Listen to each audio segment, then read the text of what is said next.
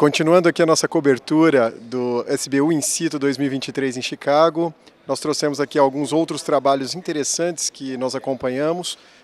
No Fórum de Câncer de Próstata, nós tivemos a 7ª recomendação do Grupo Colaborativo Radar, que é um grupo que avalia a utilização de exames de imagem no diagnóstico e no acompanhamento dos pacientes com câncer de próstata. Corques, o que esse novo statement da Radar trouxe em relação aos que a gente já tinha anteriormente, principalmente no que diz respeito aos novos métodos de imagem, esses métodos de imagem de nova geração como o PET com PSMA? Bom, o primeiro ponto é que eles mudaram a nomenclatura. Então, como isso já está amplamente adotado e recomendado, eles deixaram de chamar de novos métodos de imagem e chamaram de Molecular Target Imaging, né? Então, imagem direcionada, teve essa mudança na nômina. Esse foi o primeiro ponto. Tiveram algumas ressalvas e recomendações diferentes do que vinha sendo recomendado para os diversos cenários. Mas antes de mais nada, tem alguns pontos que o grupo ressaltou, que primeiro, quando a gente avalia o PET-PSMA, a intensidade da captação, né, que a gente usa a medida em SUVs, a gente sabe que existe uma correlação com Gleason menor, tem uma captação menor, Gleasons mais altos tendem a ter uma captação mais alta, então tem alguns estudos que mostram essa correlação, mas esses dados são muito equívocos. Então a primeira recomendação é não utilizar a intensidade da captação para definir o tratamento ou o diagnóstico. Esse é o primeiro ponto.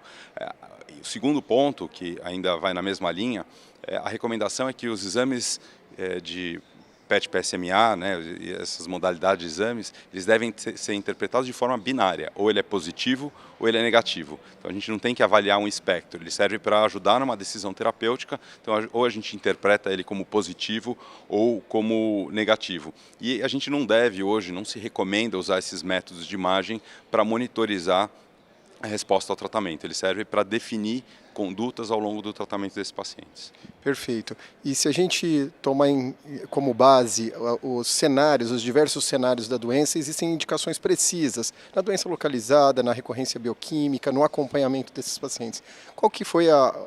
Como ficou estabelecido as recomendações do Radar para esses cenários da doença?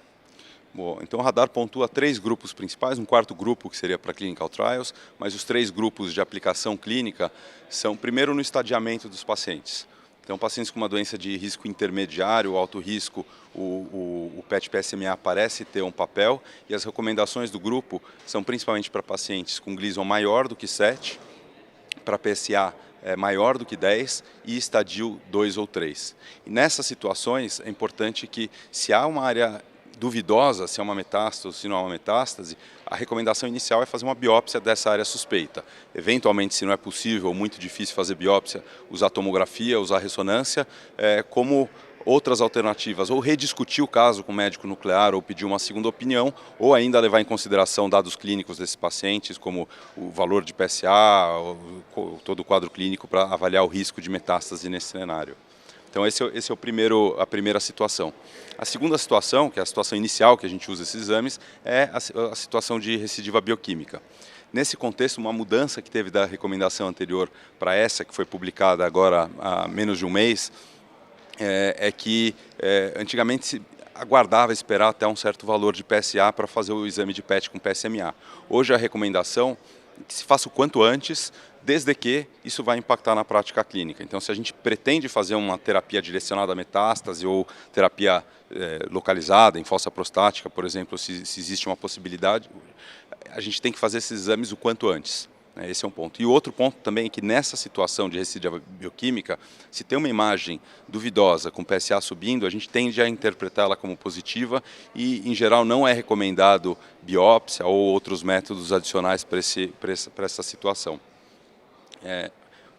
A terceira situação que o grupo ressalta é a situação de doença não metastática resistente à castração. Então é uma situação que a gente sabe que a gente pode usar tratamentos, né, com combinação de ADT com os novos agentes hormonais, e nessa situação o papel do PET é muito discutido porque ele pode confundir os tratamentos. Como hoje a gente tem tratamentos indicados para todos os cenários, a gente tende a fazer o PET quando isso vai mudar o tratamento, por exemplo, uma terapia direcionada a uma metástase ou algo que apareça, um linfonodo, numa situação como essa, aí sim faz sentido a gente fazer esses novos métodos de imagem. Eles fizeram uma ressalva a respeito do resultado do PET-PSMA em relação à vacinação com Covid. Você poderia comentar alguma coisa a respeito, Corques? Então, tem uma série de situações que a gente sabe que podem trazer falsos positivos, fraturas, osteomielite, mais uma série de outras situações, mas um dado relevante que vem muito em encontro ao nosso momento atual de pessoas vacinadas e polivacinadas é que a vacina do Covid ela pode trazer falsos positivos, principalmente em linfonodos supraclaviculares e axilares. E quanto mais recente e maior a exposição a revacinações, maior a chance de a gente encontrar esses falsos positivos. Perfeito. Outro estudo que chamou bastante a nossa atenção aqui, de maneira geral, foi o estudo Sunrise 1. Nós tivemos uma apresentação, a primeira apresentação, a apresentação inicial do estudo Sunrise 1, que avaliaria aí a doença não músculo-invasiva, não responsiva a BCG, e o uso de um novo dispositivo, um dispositivo intravesical e uma nova quimioterapia, uma nova imunoterapia, uma imunoterapia baseada numa nova droga. Que você viu de resultados a respeito desse estudo, Corques? Tá, então o Sunrise 1 é uma sequência de 4 estudos, esse é o primeiro que a gente vê os resultados preliminares, e a gente está falando aqui de pacientes com câncer de bexiga não músculo invasivo, refratário a BCG. Né? Eles foram tratados com BCG, tiveram uma não resposta ao BCG, e aí eles foram incluídos nesse estudo.